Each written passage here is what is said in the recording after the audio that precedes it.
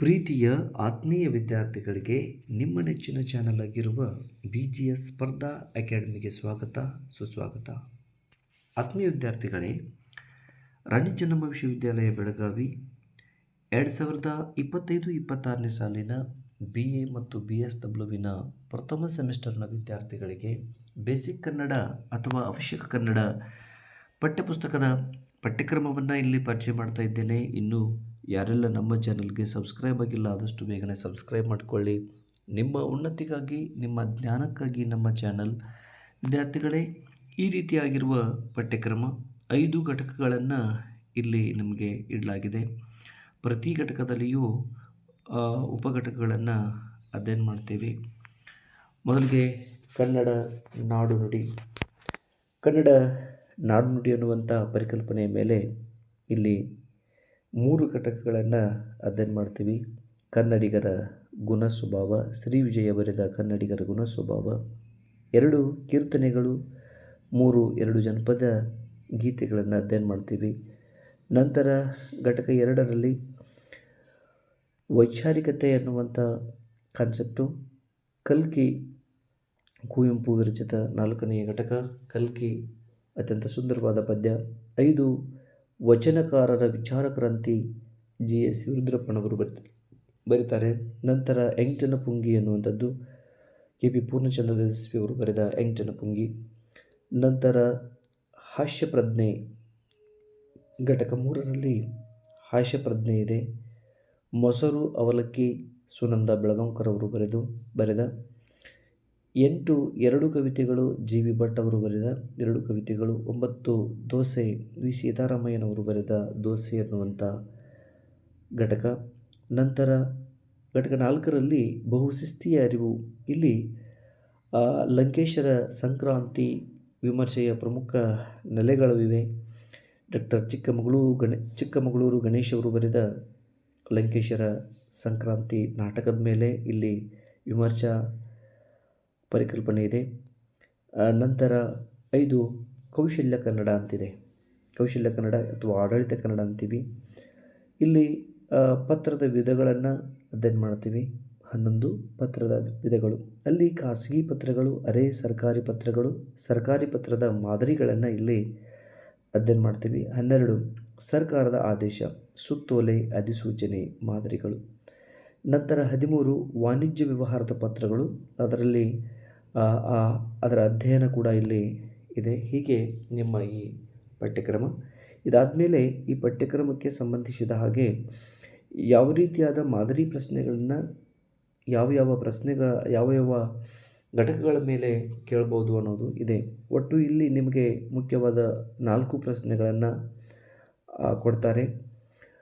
ಇಲ್ಲಿ ಸೂಕ್ಷ್ಮವಾಗಿ ವಿದ್ಯಾರ್ಥಿಗಳು ಗಮನಿಸಬಹುದಾದ ಅಂಶಗಳು. ಒಟ್ಟು 3 ಗಂಟೆಗಳ ಅವಧಿ, 3 ಗಂಟೆ, 80 ಅಂಕಗಳನ್ನು ಇಲ್ಲಿ ನೀವು ಬರಿತೀರಿ. 80 ಅಂಕಗಳಿಗೆ ನೀವು ಪರೀಕ್ಷೆಯನ್ನು ಬರಿತೀರಿ. 20 ಅಂಕಗಳು ಆಂತರಿಕವಾದ ಅಂಕಗಳಿರ್ತವೆ. ಅದನ್ನು ಕೂಡ ಇಲ್ಲಿ ಕೊನೆಯದಾಗಿ ನಾನು ಚರ್ಚಿಸ್ತೇನೆ. ಪ್ರಶ್ನೆ ಸಂಖ್ಯೆ 1ರಲ್ಲಿ ಹೀಗಿದೆ. ಇಡೀ ಪಠ್ಯಕ್ಕೆ, ಸ್ವಲ್ಪ ವಿದ್ಯಾರ್ಥಿಗಳು ಇಲ್ಲಿ ಗಮನಕ್ಕೆ ತೆಗೆದುಕೋಬಹುದು, ಇಡೀ ಪಠ್ಯಕ್ಕೆ ಅನ್ವಯಿಸಿದ ಪ್ರಬಂಧ ಮಾದರಿಯ ಪ್ರಶ್ನೆಗಳು. ನಿಮಗೆ 5 ಪ್ರಶ್ನೆಗಳನ್ನು ಕೊಡಲಾಗ್ತದೆ. 5ರಲ್ಲಿ 3ಕ್ಕೆ ಉತ್ತರಿಸಬೇಕು. ಅಂದರೆ 2 ಪ್ರಶ್ನೆಗಳು ಇಲ್ಲಿ ಹೆಚ್ಚುವರಿ ಪ್ರಶ್ನೆಗಳಿರ್ತವೆ. 1ಕ್ಕೆ 10 ಅಂಕಗಳು. 10 × 3 = 30. ಒಟ್ಟು ಪ್ರಬಂಧ ಮಾದರಿಯ ಪ್ರಶ್ನೆಗಳು 3. 1ಕ್ಕೆ 10 ಅಂಕ. 3 ಅಂದರೆ 10 3 30 ಅಂಕಗಳು. ಇಲ್ಲಿ ನಿಮಗೆ ದೀರ್ಘ ಉತ್ತರಕ್ಕೆ ಸಂಬಂಧಿಸಿದ ಪ್ರಶ್ನೆಗಳು ಇರ್ತವೆ. ಇನ್ನು ಇಡೀ ಪಠ್ಯಕ್ಕೆ ಅಂತಂದರೆ ಇಲ್ಲಿ ಘಟಕ 1, 2 ಮತ್ತು 3, 4, 5 ಕನ್ನಡಿಗರ ಕನ್ನಡ ನಾಡು ನುಡಿಯ ಪ್ರಜ್ಞೆ, ವೈಚಾರಿಕತೆ, ಹಾಸ್ಯ ಪ್ರಜ್ಞೆ, ಬಹುಶಿಸ್ತೀಯ ಅರಿವು ಹಾಗೂ ಕೌಶಲ್ಯ ಕನ್ನಡ. ಹೀಗೆ 5 ಘಟಕದ ಮೇಲೆ ನಿಮಗೆ ಪ್ರಬಂಧ ಮಾದರಿಯ ಪ್ರಶ್ನೆಗಳು ಇರ್ತವೆ. ಇಲ್ಲಿ ಪ್ರತಿ ಘಟಕದಿಂದಲೂ ಕೂಡ ಒಂದೊಂದು ಪ್ರಶ್ನೆಗಳು ಬರ್ತವೆ. ನಂತರ ಪ್ರಶ್ನೆ ಸಂಖ್ಯೆ 2 ಟಿಪ್ಪಣಿ ಮಾದರಿಯ ಪ್ರಶ್ನೆಗಳು ಇರ್ತವೆ. ಇಲ್ಲಿ ಒಟ್ಟು 6 ಪ್ರಶ್ನೆಗಳನ್ನು ಕೊಡ್ತಾರೆ. ಅದರಲ್ಲಿ 4ಕ್ಕೆ ಉತ್ತರಿಸಬೇಕು. ಹಾಗಾದರೆ 2 ಪ್ರಶ್ನೆಗಳು ಇಲ್ಲಿ ಹೆಚ್ಚುವರಿ ಪ್ರಶ್ನೆಗಳಾಗಿರ್ತವೆ, ಅಂದರೆ ಎಕ್ಸ್ಟ್ರಾ ಕ್ವಶನ್ಗಳಾಗಿರ್ತವೆ. ಇಲ್ಲಿ ಘಟಕ 1, ಘಟಕ 2, ಘಟಕ 3, ಘಟಕ 5 ಮೇಲೆ ಇಲ್ಲಿ ಮಾತ್ರ ಪ್ರಶ್ನೆಗಳನ್ನು ಕೇಳಾಗ್ತದೆ. ಘಟಕ 4ರಲ್ಲಿ ಬಹುಶಿಸ್ತೀಯ ಅರಿವು, ಅದರ ಮೇಲೆ ಯಾವುದೇ ರೀತಿಯಾದ ಪ್ರಶ್ನೆಗಳು ಇಲ್ಲಿ ಬರೋದಿಲ್ಲ. ವಿದ್ಯಾರ್ಥಿಗಳು ಅದನ್ನು ಇಲ್ಲಿ ತಿಳಿದುಕೋಬೋದು. ಇಲ್ಲಿ ಘಟಕ 4ರಲ್ಲಿ ಯಾವುದೇ ರೀತಿಯಾದ ಪ್ರಶ್ನೆಗಳು ಬರೋದಿಲ್ಲ. ಹಾಗಾದರೆ ಇಲ್ಲಿಯೂ ಕೂಡ 5 ಪ್ರತಿಯೊಂದು ಪ್ರಶ್ನೆಗೆ 5 ಅಂಕಗಳು, 4 ಪ್ರಶ್ನೆಗಳಿಗೆ ಉತ್ತರಿಸಬೇಕು. ಹಾಗಾದರೆ ಒಟ್ಟು ಅಂಕಗಳು 20. ಪ್ರಶ್ನೆ ಸಂಖ್ಯೆ 3, ಸಂದರ್ಭದೊಡನೆ ಸ್ಪಷ್ಟೀಕರಿಸಿ ಅಂತ ಇದೆ. ಈಗಾಗಲೇ ವಿದ್ಯಾರ್ಥಿಗಳು PUCಯಲ್ಲಿ ಇದನ್ನು ಓದಿರ್ತೀರಿ. ಇಲ್ಲಿ ಒಟ್ಟು 5 ಪ್ರಶ್ನೆಗಳನ್ನು ಕೊಡ್ತಾರೆ. ಅದರಲ್ಲಿ 3ಕ್ಕೆ ಉತ್ತರಿಸಬೇಕು.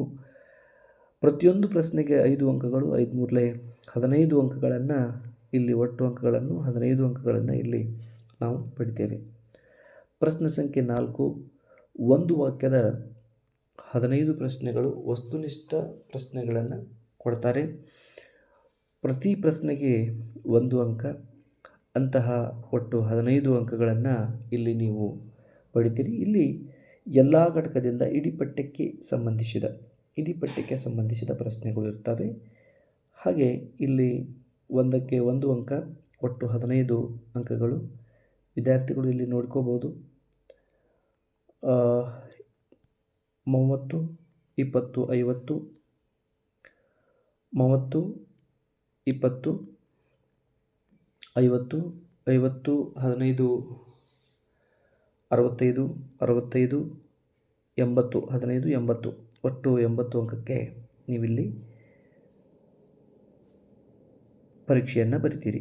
ನಂತರ ನಿಮ್ಮ 20 ಆಂತರಿಕ ಅಂಕಗಳನ್ನು ಹೇಗೆ ನೀವು ವಿಭಾಗಿಸ್ಕೋತೀರಿ ಅಂತಂದರೆ, 20 ಆಂತರಿಕ ಅಂಕಗಳನ್ನು ಹೇಗೆ ವಿಭಾಗಿಸ್ಕೊಳ್ತೀವಿ ಅಂತಂದರೆ, 10 ಅಂಕದ ಒಂದು ಆಂತರಿಕ ಪರೀಕ್ಷೆ ಅಥವಾ 5 ಅಂಕಕ್ಕೆ ಸಂಬಂಧಿಸಿದ 2 ಪರೀಕ್ಷೆಗಳನ್ನು ನಡೆಸುವುದು.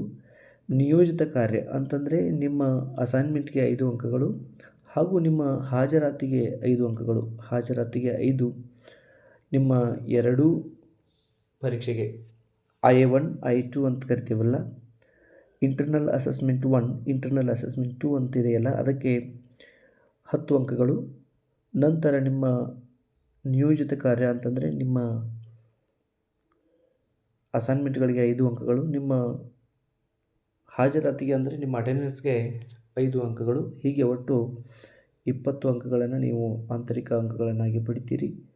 ಇಷ್ಟು ನಿಮ್ಮ ಪ್ರಥಮ ಸೆಮಿಸ್ಟರ್ನ BA ಮತ್ತು BSWನ ಪ್ರಥಮ ಸೆಮಿಸ್ಟರ್ನ ಪಠ್ಯಕ್ರಮ ಮತ್ತು ಮಾದರಿ ಪ್ರಶ್ನೆ ಪತ್ರಿಕೆ. ಇಷ್ಟು ಮಾಹಿತಿಯನ್ನು ಆಲಿಸಿದ್ದಕ್ಕಾಗಿ ತಮಗೆ ಅನಂತ ಧನ್ಯವಾದಗಳು.